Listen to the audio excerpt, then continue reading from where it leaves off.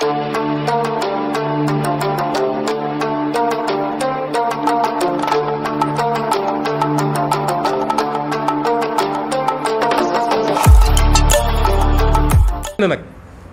bu leen dóor kenn bu leen saaga kenn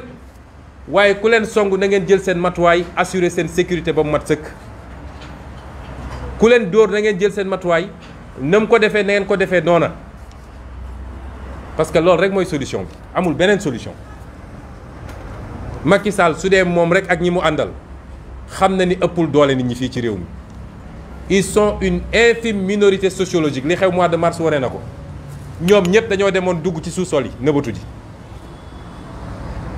waaye bu dee yaakaar na ni ci lii la mun a jaare pour terroriser les Sénégalais ndax na boppam. Man Ousmane Sonko maa assumé sama responsabilité woote ne na ñëpp organisé wu ci suuf ba ci kaw ba kuñ fi dóor na nga fayu parce que xamante na ñag ci réew mi la ñu dëkk te je l'assume devant tout le peuple sénégalais. ma wax sénégalais yi nag ni ñaari at yi ñu jëm dina doon at yu méttee métti su ma sañoon en tant que sénégalais. su ma sañoon ak cofeel gi ma am ci réew mi moo wax leen luy daal seen xel ne leen mbir mi dina baax mbir mi dina dox waaye malheureusement demewut noonu waa ji ñaari at yi di ñëw yépp politique la koy def talatul luy gérer réew mi talatu ko da koo mënul sax ndax amul capacité yi amul compétence bi amul gis-gis bi waaye comme jàpp na ni dafa war a toogaat ci réew mi ala kulli xaal na ñëpp xam ni ñaari at yi di ñëw politique lay xëye moom lay gonto moom lay fanaane su ma nee politique nag mooy yii muy wër di wax yoo xam ne dara amu ci lim fi diggee woon anamu lan la fi def su doon def na loola du dem tey Fuuta fi mu ne woon titre foncier la mu demee nii te feneen fu mu dem ci Sénégal noonu lay demee bu doon bi muy wër Sénégal yépp di def doxantoom yooyu yàq suñu xaalis suñu carburant naan day def conseil des ministres décentralisé milliards yi mu annoncé woon yépp bu doon def na ko ci gox yooyu tey du dem ci biir réew mi ñu koy yóoxo lajj na ba fu lajj na yem koo xam ne nag juróom-ñetti at nga tële ku yaakaar ni ci ñaari at yi di ñëw mën na fi def lu tax ñu ne gongo da ngay nax sa bopp waaye comme moom ni mu tëlee ci nu ñuy defaree réew noonu la taqee ci lépp lu jëm ci politique nañu xam ni ñaari at yi di ñëw sénégalais bu jàpp ni dina yomb d'abord du yomb ci contexte politique bi parce que bu doon am na ay régulateurs yoo xam ne jox na leen cër rus na leen suñu waxee mu déglu leen kon mbir mi dina yomb mais loolu amul ci réew mi lii yëpp ñun ñu bëri dañuy interpeller nañu yéen a def erreur parce que bañ ko jekkoo ci mars nga xam ne bu ngeen bàyyi woon gone yi heure bi nekkatul président waroo leen woote ne teggi leen seen tànk ma tontu leen ne leen erreur amu ci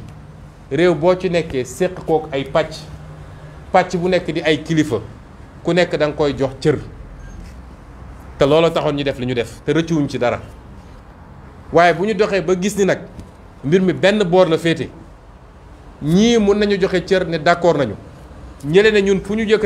jóg yëkkati suñu yat dóore yaram benn la kon am nañu suñu fulla gu mat sëkk ba jël suñu matuwaay ba ku ñu dóor ñu fajante kook yow kon may wax sénégalais yi ni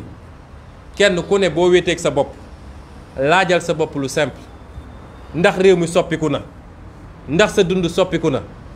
tey la dund gi gën a cher lan la gaz di jar lan la ceeb di jar lan la courant di jar lan la ndox di jar lan la pomme de terre di jar lan la soble di jar tey la Sénégal gën a métti njàng mi est-ce que dox na professeur yow mi nekk université wax naa léegi université Tampi njàng mi ci suuf est-ce que dox na paj mi est-ce que dox na mbay mi est-ce que dox na Sénégal foo laal tey la gën a métti nga boole kook nag bëgg a jiital coxor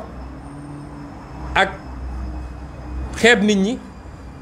ak foog ni yaa moom réew mi ku yëngatu nga dóor loolu li tubaab naan cocktail la boo xam ne daje na boo xam ne man de awma yaakaar ci fa ñu jëm na sénégalais bu nekk nag jël matuwaayam, man maa ko wax ndax réew mi ñoo ko bokk suñu toogee nag di sàggan di seetaan ba lii nga xam ne moom mu ngi koy rumbanaat mu am fi kenn ku ne dina nga toog wéet sa ruq di jooy te doo gis ku lay saafaral sa problème sa jàngoro. kon tey la ñu mën a jël suñu matuwaay parce que Sénégal nous sommes 16 millions de Sénégalais ñoom ñooñu di përti di def li ñuy def man gëm naa ni matuñu sax 500 000 Sénégalais kon nañu jël suñu matuwaay. lii ma wax nag ci jafe-jafe dund gi moo tax fi may daanelee di woo sénégalais yépp nag ci benn rassemblement exceptionnel boo xam ne mercredi prochain incha allah muy le 23 juin parce que li taxoon 23 juin am ba ñu célébrer ko yi yëpp ci la woon comme nag dara soppikul boobu ak léegi ñuy woo ñëpp nag ci rassemblement bi nga xam ne opposition ak société civile ñu ngi koy organiser pour ñu delloo buum ci mboy ga pour ñu wax sénégalais yi ni malheureusement amoon nañu yaakaar waaye erreur bi gën a rëy bi ñu mës a def Sénégal c'est d'avoir élu un homme qui s'appelle Macky Sall un jour de mars 2012 que la taxoon ñu élire ko yëpp muy les promesses du 23 juin il les a trahis loolu moo tax ñuy woote ci ndaje boobu su loolu weesoo nag dinañu dugg ci réew mi diggante 23 ak 24 ak 25 commencé suñu tournée nationale ñu tuddee ko nemmeeku tour ñoo ngi yéegal nag ni ñoom ña ngay waajal pour fu ñu dem ñu yónni seeni nervi ñu ne dañuy attaquer convoi Ousmane Sonko bu ko defee ñu gaawantu ne ñun ñoo andi trouble à l'ordre public ñëw jàpp ay éléments sama sécurité yeneen ak yeneen ñoo ngi xaar ba ñu toll foofu parce que Macky Sall moomul réew mi te du ko musa moom ñu ngi leen di gërëm di leen sant di fas yéene faram-fàcce li ñu wax ni ci lu gaaw ci kàllaama nasaraan. Chers compatriotes, au lendemain des événements des mois de février et mars 2021, nombreux d'entre vous se posaient la question, pour ne pas dire tous, s'étaient posé la question de savoir si Macky Sall allait tirer tous les enseignements de ce qui s'est passé et qui n'est que le fruit de sa gestion calamiteuse du pouvoir axée sur l'instrumentalisation de tous les moyens de puissance publique pour brimer de l'opposant, pour emprisonner de l'opposant, pour persécuter de l'opposant, pour insulter de l'opposant, jeter de l'opprobre sur l'opposant. C'est la résultante de tous ces comportements qui ont été rejetés par les Sénégalais qui a produit les événements de mars 2021. Tout le monde, et même la communauté internationale, s'était posé la question. Et tout le monde souhaitait, moi en premier, parce que nous sommes tous Sénégalais et nous aimons ce pays. Nous voulons que ce pays continue à se bâtir sur un socle de paix et de sérénité. Et donc nous tous, nous voulions et nous appelions cela de tous nos voeux, en espérant